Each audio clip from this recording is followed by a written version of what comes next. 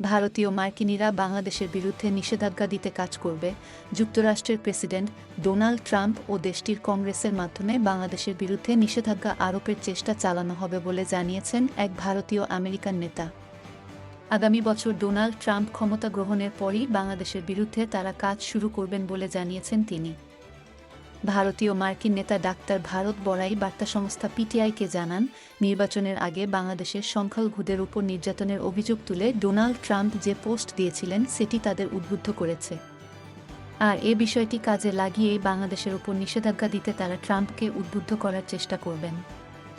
পিটিআইকে এই ভারতীয় আমেরিকান বলেছেন, বাংলাদেশে হিন্দু ও তাদের মন্দিরে হামলার ব্যাপারে ট্রাম্প সাহসী বিবৃতি দিয়েছেন।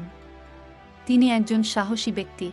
যদি পরিস্থিতির উন্নতি না হয় তাহলে তিনি বাংলাদেশের বিরুদ্ধে অর্থনৈতিক নিষেধাজ্ঞার কথা চিন্তা করতে পারেন। বাংলাদেশের উপর নিষেধাজ্ঞা দিতে ট্রাম্পের কাছে পৌঁছাতে ভারতীয় মার্কিনীরা সক্রিয়ভাবে কাজ করছে বলেও জানিয়েছেন তিনি।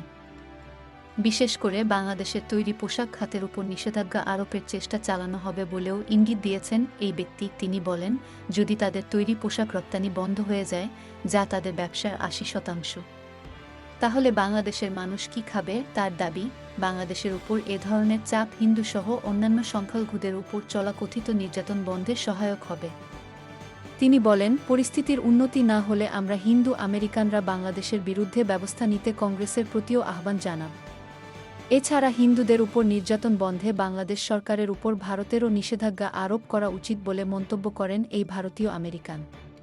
তিনি বলেন, যদি তারা হিন্দু ও সংখ্যালঘুদের হয়রানি অব্যাহত রাখে, ভারতেরও তাদের উপর নিষেধাজ্ঞা দেওয়া উচিত। ডেস্ক রিপোর্ট, বিই নিউজ।